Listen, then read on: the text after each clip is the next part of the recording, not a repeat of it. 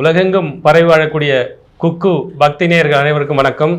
இன்றைக்கு ஆடி மாத ராசி பலன்கள், பொது ராசி பலன்கள் குறித்து நம்மிடையே அவருடைய ஜோதிட பலன்களை பகிர்ந்து கொள்வதற்காக இன்றைக்கு நம்மிடையே ஜோதிடர் சித்தனருள் மணிவண்ணன் அவர்கள் நம்மோடு இணைந்திருக்கிறார். நம்ம அவர்கிட்ட இந்த ஆடி மாத பலன்களை குறித்து பேசுவோம். வாங்க ஐயா. வணக்கம். வணக்கம். ஐயா, இப்போ இந்த ஆடி மாத ராசி பலன் அப்படிங்கும்போது பொது பலன்கள் இது எப்படி நீங்கள் ஒவ்வொரு ராசிக்காரருக்கும் இது அப்படியே பொருந்தும் அப்படின்னு சொல்கிறீங்களா, அல்லது ஒவ்வொருத்தருக்கும் இது பொதுவான ராசி பலனாக அமையுமா? கரெக்டாக சொன்னீங்க. நீங்கள் என்கிட்ட கொஸ்டின் கேட்கும் போதே பார்த்தீங்கன்னா பொது பலன் சொல்லிட்டீங்க. ஸோ இது பார்த்தீங்கன்னா பொதுவான விஷயம்தான். சரி. இப்போது தனியாக பார்க்கும்போது பார்த்தா தான் இப்போ அவங்களுக்கான தசா புத்தி கிரகங்களை அவங்க ஜனன காலம் ஜாதகம் இருக்கும்.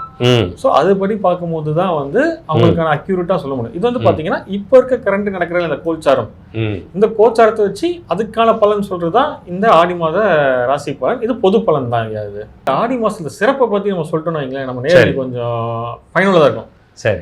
ஏன்னா அது பார்த்தீங்கன்னா ஆதி மாதம்ன்றது பார்த்தீங்கன்னா இது வெறும் ஆதி மாதம் இல்லை, இது அம்மனுக்கான மாதம்னு சொல்லலாம். சரி. இன்னும் குறிப்பாக சொல்ல போனால் வைங்களேன், திருவிழாக்கான காலம் சொல்லலாம். ஏன்னா இப்போது ஆடி மாதம் பார்த்தீங்கன்னா இந்த ஒரு மாதம் தான் பார்த்தீங்கன்னா ஜாதி மதம் இதெல்லாம் கடந்து மக்கள் எல்லாம் ஒன்றா இருக்க ஒரு காலம். திருவிழா, அதான் ஊர் திருவிழா, அம்மன் கோயில் திருவிழா, கூழ்வாக்கம் திருவிழான்ற போது பார்த்தீங்கன்னா உங்களுக்கே தெரியும் அது எப்படியோ ஒரு என்ஜாய்மெண்ட்டு. சிலர்லாம் பார்த்தீங்கன்னா எங்கெங்கேயோ இருப்பாங்க, வேலை செய்கிறது, லீவ் போட்டு எங்கள் ஊர் திருவிழா அப்படின் போது அந்த கோயிலுக்கு போவாங்க, குடும்பமாக ஒன்று சேருவாங்க, சொந்த பந்தங்களை பார்ப்பாங்க.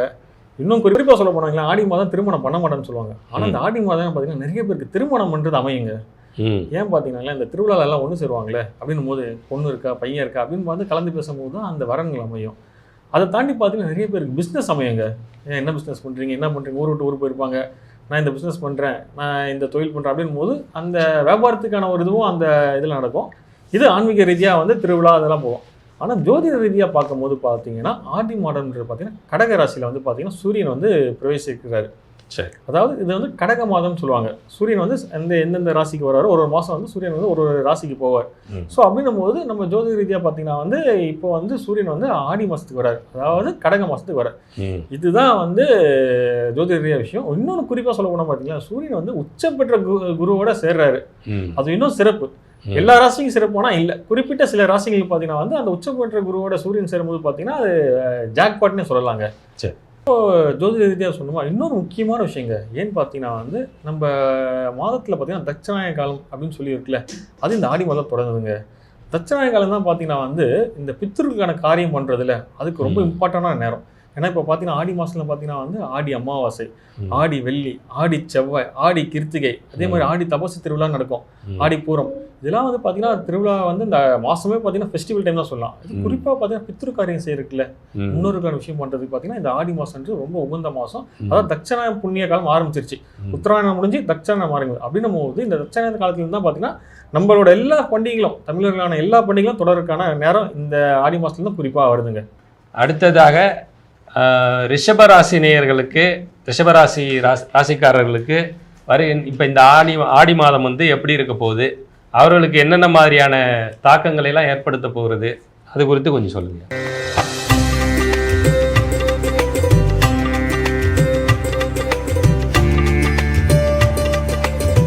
ரிஷபராசி காலங்க பார்த்தீங்கன்னா இந்த மாதம் கொஞ்சம் கேர்ஃபுல்லாக இருக்கணுங்க. ஏன் சொல்ல போகிறேன்னு பார்த்தீங்களேன், எல்லாம் சொல்லுவாங்க உன் சொந்த செலவில் சூனியம் வச்சுக்கிறேன்ட்டு. அதுக்கு அந்த பழமொழிக்கு எடுத்துக்காட்டாக மாறாதீங்க. ஏன்னா உங்கள் வாய் தாங்க பிரச்சனை. இப்போ ஆஃபீஸில் ஒர்க் பண்ணிட்டு இருப்பீங்க, குடும்பத்துலேயே ஆகட்டும், வீடாகட்டும், பிஸ்னஸ் பண்ணுற இடமாகட்டும், ஏதாவது சண்டை சச்சரவு வருதா விட்டு கொடுத்து போங்க, அவசரப்படாதீங்க. ஏன்னா செவ்வாய் உங்கள் ராசியில் இருக்கு. எடுத்தோன்னே கோவம் தான் வரும், எடுத்தோன்னு கவுத்தோன்னு விஷயம் பண்ணாதீங்க. அடுத்து பார்த்தீங்கன்னா கொஞ்ச நாள் கழிச்சு பார்த்தீங்கன்னா இந்த மாத பாதியிலே பார்த்தீங்கன்னா செவ்வாய் மாறுறாரு. ஸோ அப்படின்னும் போது உங்களுக்கு அந்த கோவம் வராது. ஏன்னு இப்போ சொல்ல வரும் பார்த்தீங்கன்னா அந்த கோவம் பார்த்தீங்கன்னா ஈஸியாக கோவப்பட்டுருலாங்க. ஆனால் அந்த கோவத்துக்கு அப்புறம் வர அந்த ரியாக்ஷன்ஸ் இருக்குல்ல, அது அவ்வளோ சீக்கிரத்தில் நிப்பாட்ட முடியாது. ஒரு பிஸ்னஸ் பண்ணுறீங்க, ஒரு கஸ்டமர்கிட்ட கோவப்பட்டீங்க, அந்த கஸ்டமர் பார்த்தீங்கன்னா நம்ம கிட்ட ரெகுலராக பிஸ்னஸ் பண்ணிட்டு இருப்பாரு. ஒரு சின்ன ஒரு விஷயத்தில் நம்ம அந்த கோவத்தை காட்டணுங்களா, நாளைக்கு கஸ்டமர் வர போயிடுவார். ஆஃபீஸில் இருக்கீங்க, ஒரு ஹையர் அஃபீஷியல் உங்கள்கிட்ட கேள்வி கேட்குறாரு, ஏன் இப்படி பண்ணிட்டேன் அப்படின்னும் போது நீங்கள் அவர்கிட்ட போயிட்டு இல்லை நம்ம தான் பண்ணணும் நம்ம நிற்கல பேச முடியாது. ஏன்னா அடுத்து உங்களுக்கு ப்ரொமோஷன்ஸ் இன்க்ரிமெண்ட் எல்லாமே இருக்குல்ல. அதனால அந்த இடத்துல கோவத்தை விட்டு போங்க. குறிப்பாக சொல்ல போனால் கணவன் மனைவிங்க எக்காரணத்தோடு கோவப்படாதீங்க, விட்டு கொடுத்து போங்க. யார்கிட்டங்க நம்ம வீட்டில் இருக்கும் போது நம்ம மனைவி கிட்ட தான், நம்ம கணவர்கிட்ட தான் விட்டு கொடுத்து போங்க. குறிப்பாக பிள்ளைங்கள்கிட்ட கோவத்தை காட்டாதீங்க. ஏன்னா அது வந்து நாளைக்கு பிரச்சனையில் கொண்டு போய் முடியுங்க. நம்ம பசங்கிட்ட வந்து நீங்கள் கோவத்தை என்ன போ கேட்காரு அப்படின்னு குழந்தைங்க அந்த மனசு ரொம்ப பாதிக்கும். கோவத்தை காட்டாதீங்க. அதே மாதிரி வந்து பார்த்தீங்கன்னா இந்த மாதம் உங்களுக்கு வந்து பார்த்தீங்கன்னா புதிய இன்வெஸ்ட்மெண்ட் பண்ணலாம். அதே மாதிரி மணி ஃப்ளோ நல்லாயிருக்கும்.